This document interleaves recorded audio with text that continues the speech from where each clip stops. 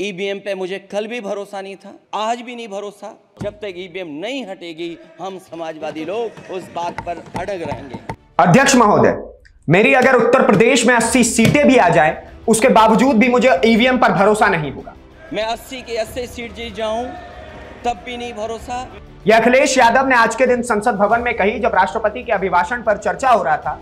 उसी बीच अखिलेश यादव खड़े होते हैं और वो अपने हिस्से की राय जब रख रहे होते हैं तो वो ईवीएम पर बड़ा जोर दे करके अपने हिस्से की राय रखते हैं और कहते हैं कि हमें ईवीएम पर भरोसा नहीं है। ईवीएम जो है वो गलत तरीके से चुनाव करवाता है, ईवीएम को हैक करना आसान है, और ये सारी बातें उनके मन में कहीं ना कहीं होती है।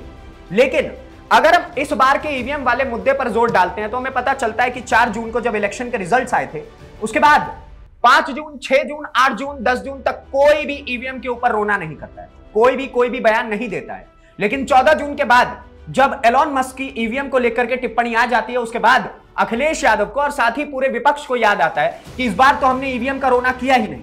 हम तो उस खुशी में बह गए थे कि इतनी सारी सीटें आ गई पहले के मुकाबले, और एकजुटता ने बड़ा अच्छा काम कर दिया। ठीक है, बहुत अच्छा काम किया, लेकिन ऐसा नहीं है ना अखिलेश जी कि ईवीएम इस बार पहली बार आया है। ईवीएम से चुनाव होना 2014 के बाद ही शुरू हुआ है। 2014 से पहले भी ईवीएम से चुनाव हुआ करते थे। तो ऐसा क्यों नहीं आप अपने सहयोगी राहुल गांधी को कहते हैं कि 2014 से पहले आपने क्यों नहीं सोचा कि ईवीएम को बंद कर दिया जाए?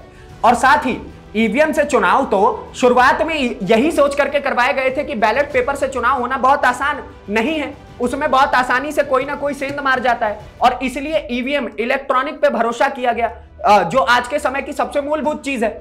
और देखिए, मजे की बात देखिए कि विपक्ष खड़ा होकर के कहता है कि ईवीएम को कोई फोन से हैक कर लेता है, विपक्ष खड़ा होकर के कहता है कि ईवीएम को ओटीपी से हैक किया जा सकता है, जबकि इसके ऊपर बॉम्बे हाईकोर्ट ने क्लियर तरीके से ये कह दिया कि ऐसा कुछ भी नहीं हो सकता, ऐसा करना संभव नहीं है। और मजे की बात देखिए, इतना ही नहीं, ईवीएम को लेकर के आप एक चीज जो सबसे ज्यादा नोटिस करने वाली आती है कि जब पूरा का पूरा विपक्ष हिमाचल प्रदेश में चुनाव जीतता है, पंजाब में चुनाव जीतता है, बंगाल में चुनाव जीतता है, कर्नाटक में चुनाव जीतता है, तो उस वक्त ईवीएम को लेकर के नहीं कहते हैं कि ईवीएम जो है वो हैक किया गया है। लेकिन जैसे ये लोग गुजरात हार जाते हैं, मध्य प्रदेश हार जाते हैं, राजस्थान हार जाते हैं, छत्तीसगढ़ हार जाते हैं, उसके बाद ये लोग क्लियर स्टेटमेंट ये देते हैं कि भाई साहब ईवीएम इन्होंने हैक कर लिया। तो ये ईवीएम हैक करना क्या हलवा हो गया है क्या?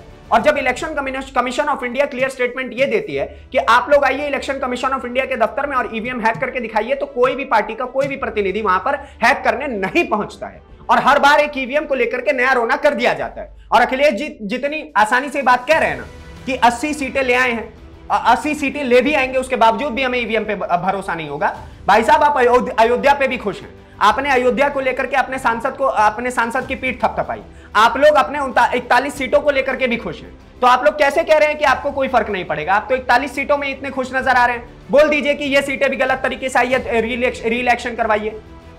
41 सीटें आपकी आई है ना, तो बोलिए 41 की 41 सीटें आप री इलेक्शन इस पे करवाइए, क्योंकि ईवीएम हम भी हैक करवा सकते हैं।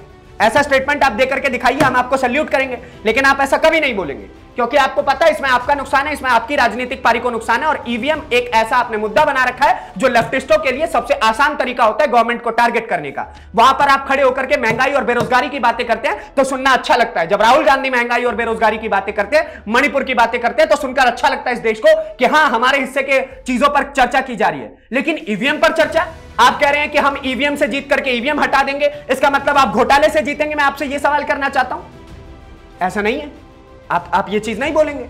मजे की बात देखिए कि कहीं ना कहीं समाजवादी पार्टी और अखिलेश यादव के लिए ईवीएम जो है वो सबसे ज्यादा सॉफ्ट टारगेट है गवर्नमेंट को पकड़ने के लिए। और बाकी आपके हिस्से की राय क्या है ईवीएम को लेकर के? आप क्या सोचते हैं? अखिलेश यादव की सोच को लेकर के आप क्या सोचते हैं कि ईवीएम से जीत करके ईवीएम हटा देंगे? हमें जरूर कमेंट बॉक्स में बताइएगा। अगली वीडियो में आपसे फिर से मुलाकात होगी, तब तक के लिए दीजिए इजाजत। धन्यवाद, नमस्कार, जय हिंद।